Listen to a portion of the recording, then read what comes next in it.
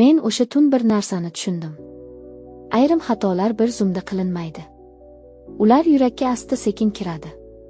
Tomirlarga sukunatday singadi. Keyin esa bir kuni uyg'onib qarasangiz, hayotingiz allaqachon sizniki emas. Begona bir og'riqqa aylangan bo'ladi. Assalomu alaykum. Inson qalbining eng yashirin, ba'zan esa eng dahshatli va aql bovar qilmas tuyg'ulariga befarq bo'lmagan Hikoyachi Momo kanalining qadrdon obunachilari. Agar siz bizning sevgi, xiyonat va chegarasiz ehtiroslarga to'la dunyomizga ilk bor qadam qo'yayotgan bo'lsangiz, obuna bo'lishni va like tugmasini bosib qo'yishni unutmang. Qulayroq joylashib oling.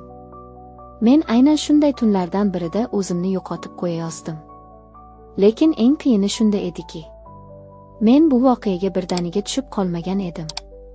Men unga sekin yaqinlashgan edim. Mening ismim Dilnoza. Men 33 yoshdaman. Tashqaridan qaralsa, oddiy, vazmin, uyini biladigan ayolman.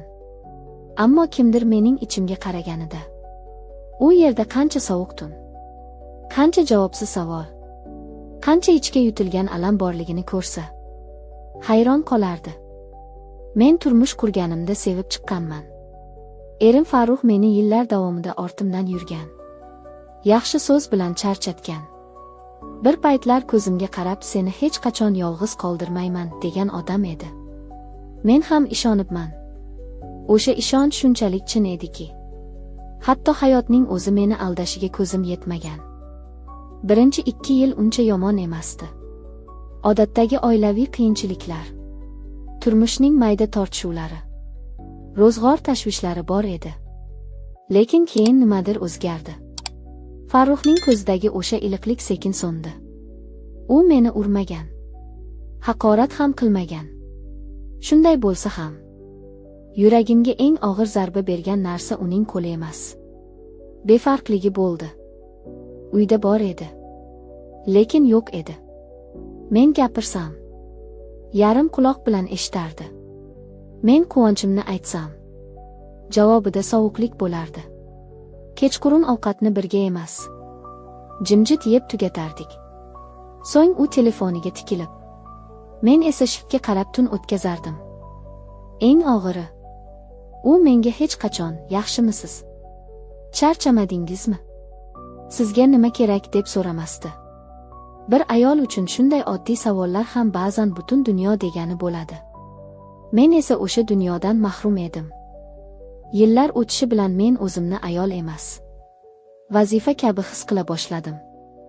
Uy yumushlari, qarindoshlar oldidagi tabassum, yig'ib qo'yilgan alam, hammasi mening kundalik hayotimga aylandi.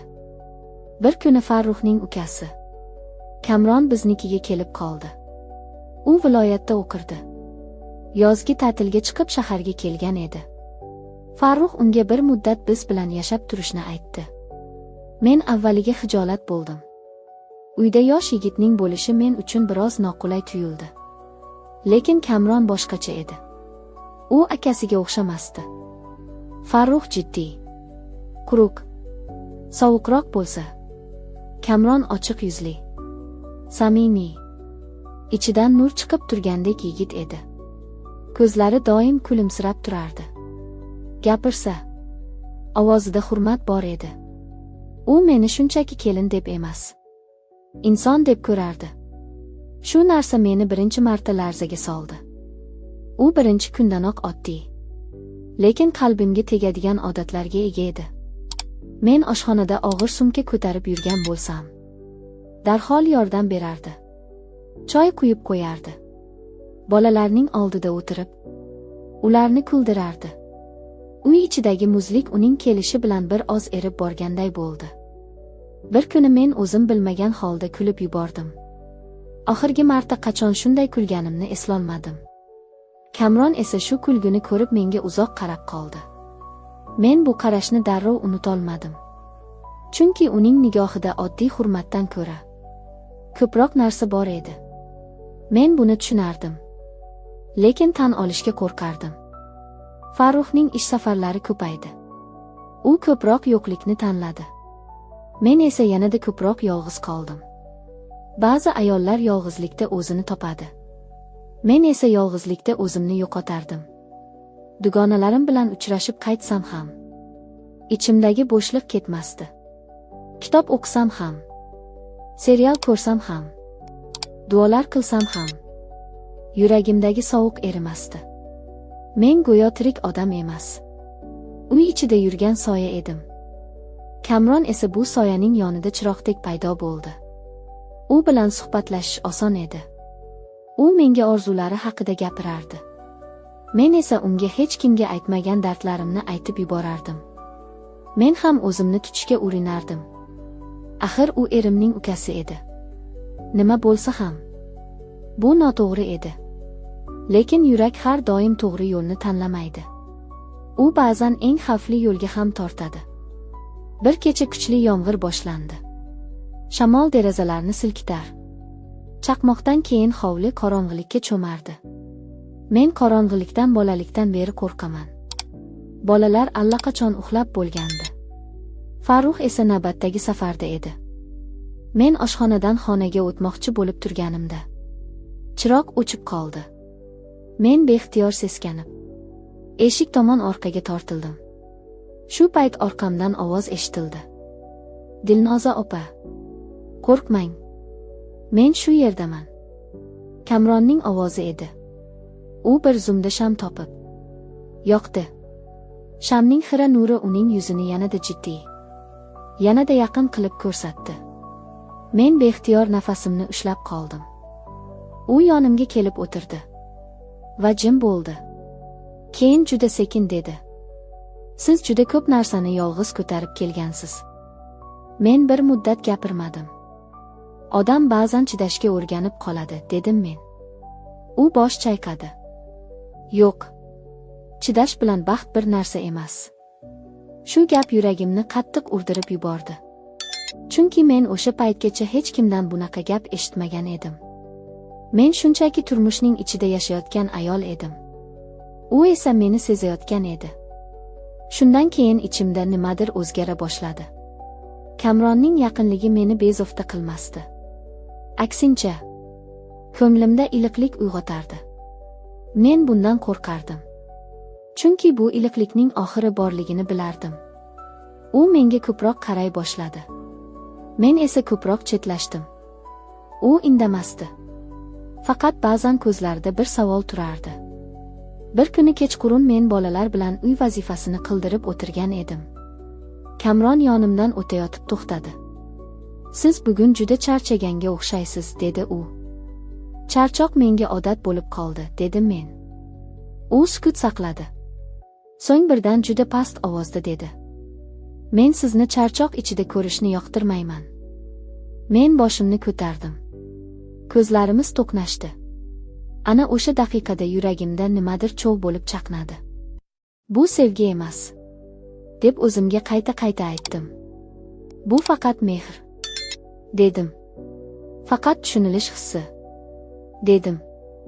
Lekin ko'ngil ba'zan o'zini aldashni ham bilmaydi. Bir kuni Farruh kutilmaganda kechqurun uyga xursand kirib keldi. Lavozimi oshgan ekan. U restoranga borib nishonlashni taklif qildi. Men albatta rozi bo'ldim. Balki bugun u meni sezib qolar. Balki bugun yana bir o'sha eski Farruhga aylanar, deb umid qildim. Ammo restoran kechasida ham hammasi odatdagidek bo'ldi. Farruh o'zini maqtadi. Ish haqida gapirdi. Keyin esa ko'proq ichdi. Kamron esa sukutda qoldi. Lekin ko'zdagi noqulaylikni men sezdim. Uyga qaytgach, Farruh meni xonaga chaqirdi. Men nima bo'lishini bilmasdim. U eshikni yopdi. Ko'zlari allaqachon mast emasdi. Lekin ichidagi qo'pol beparvolik yana uyg'ongan edi. O'sha kecha men yana bir bor o'zimni yo'qotdim. Bu safar jismoniy og'riqdan ko'ra yurak og'rig'i kuchliroq edi. Men yig'lamadim ham. Ichimdagi ko'z yoshlar allaqachon qurib bo'lgan edi. Farruh xuddi hech narsa bo'lmagandek uxlab qoldi. Men esa tong otguncha ko'zimni yumolmadim.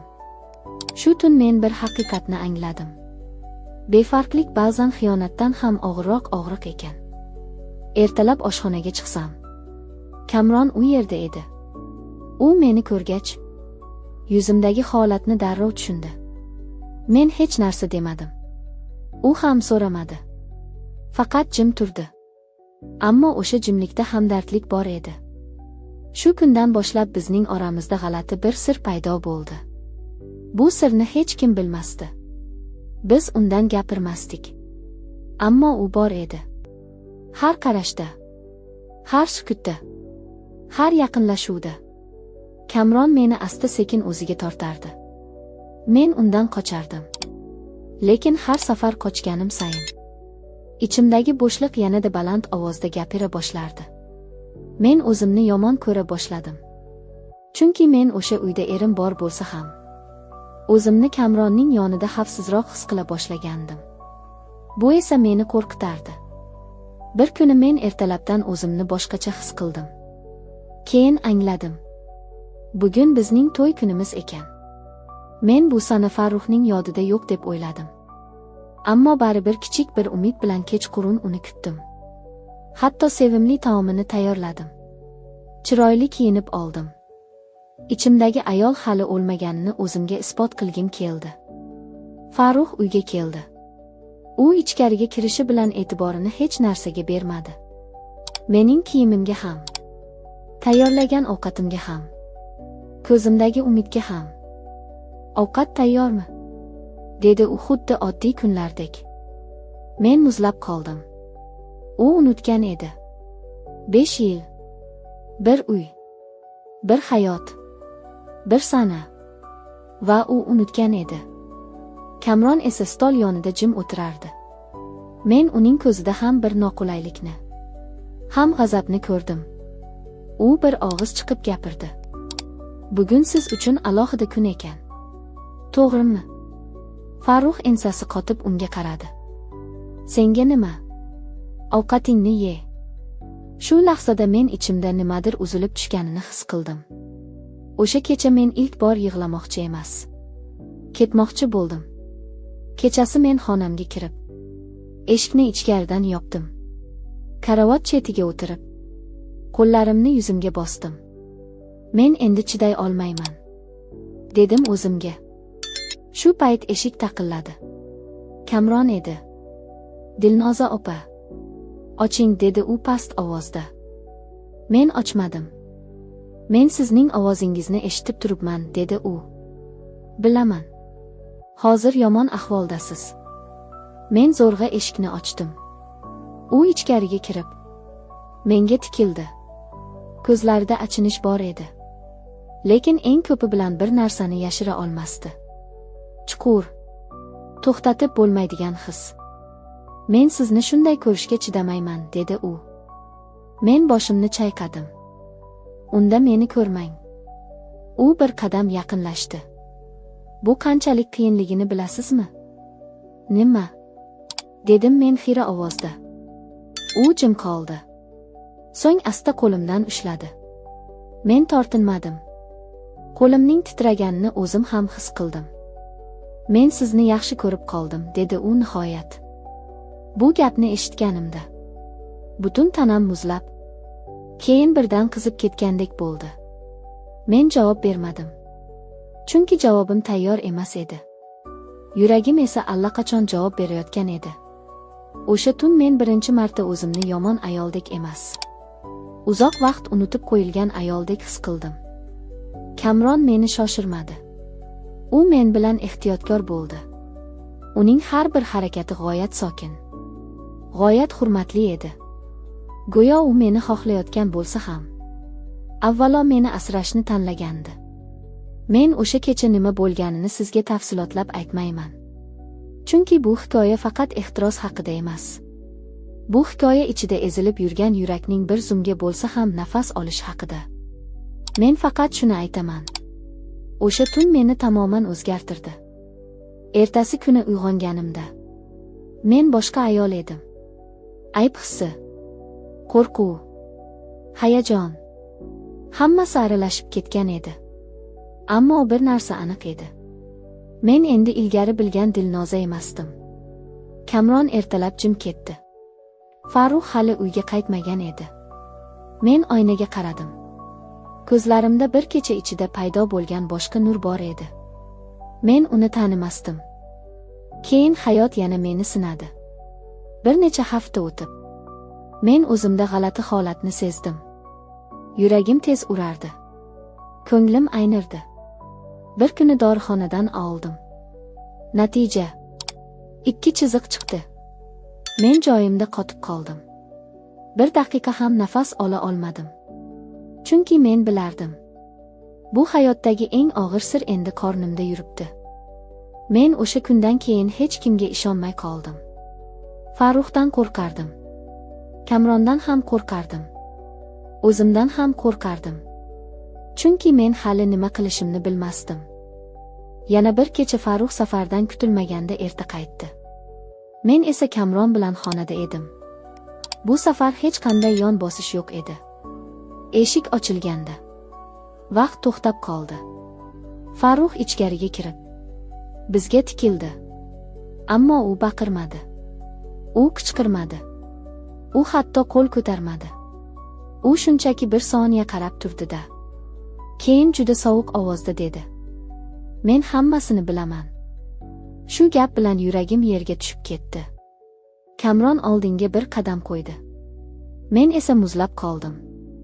Farruh esa g'alati tarzda kulimsiradi. "Sizlar meni ahmoq deb o'yladingizmi?" dedi u. "Men sizlarni allaqachon sezgandim." Men ko'zlarimni katta ochdim. Uning keyingi gaplari esa meni butunlay larzaga soldi. Endi esa hammamiz qaror qilamiz. Bu uy yoki buziladi, yoki men bu haqiqatdan foydamni ko'raman. Men nima deganini tushunishga ulgurmay qoldim. Chunki o'sha lahzadan boshlab hayotim butunlay boshqa yo'lga burildi. Va men shuni tushundimki, ayrim xatolar odamni darrov jazolamaydi. Ular avval sizni orzular bilan aldab, keyin eng oxirgi zarbani beradi. Men Dilnoza. Va bu hikoyaning davomida men bitta savolga javob izlayapman. Men tanlagan yo'l haqiqiy muhabbatmi? Yoki faqat yurakni yo'qotib qo'ygan ayolning so'nggi tasallisimidi? Fikrlaringizni izohlarda yozib qoldiring. Bu dardli iqror kimningdir xatosini to'xtatib qolsa. Men roziman. Hikoyachi Momo kanaliga obuna bo'ling. Xayr.